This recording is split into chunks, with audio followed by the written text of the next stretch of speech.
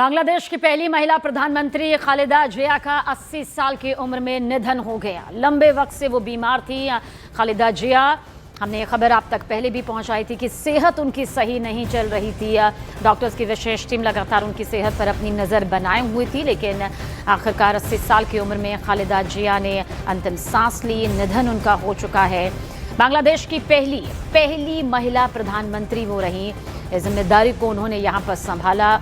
बतौर पहली महिला प्रधानमंत्री बांग्लादेश में बनकर खालिदा जिया, 80 साल की उनकी उम्र हो चुकी थी। सेहत उनकी ठीक नहीं चल रही थी। सेहत में उतार चढ़ाव लगातार देखा जा रहा था। बीच में उनकी सेहत स्थिर ज़रूर कही गई थी, लेकिन सेहत संबंधी दिक्कतों के चलते आखिरकार उन्होंने दम तोड़ दिया। निधन उनका हो गया है।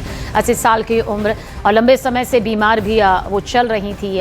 कई डॉक्टर्स की विशेष टीम उन पर लगातार नज़र बनाए हुए थी। आखिरकार अंतिम सांस उन्होंने 80 साल की उम्र में ली है।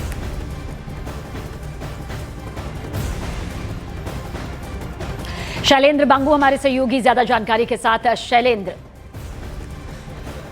बिल्कुल, देखिए ये बहुत समय से जो पूर्व प्रधानमंत्री बांग्लादेश की हैं खालिदा जिया, ये बीमार चल रही थी और ये एडमिटेड थी सीसीयू में ढाका के अंदर।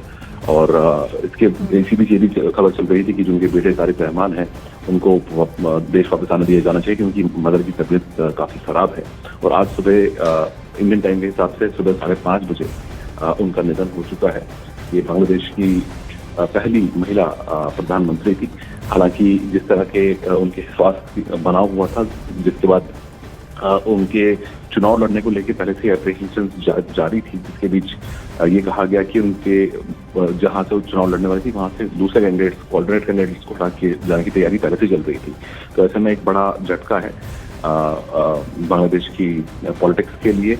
लेकिन अब जिस तरह से चुनाव आने वाले हैं तो उससे पहले उनका निधन जो है ये एक बड़ा सेटबैक हो सकता है बीएनपी के लिए। हालांकि तारिक रहमान अब से कुछ दिन पहले ही जो उनके बेटे हैं बांग्लादेश लौटे हैं, तो ऐसे में उनके पास पूरी कमान है पार्टी को आगे चलाने की। लेकिन जाहिर तौर पर एक बड़ा सेटबैक है बांग्लादेश की पॉलिटिक्स के लिए।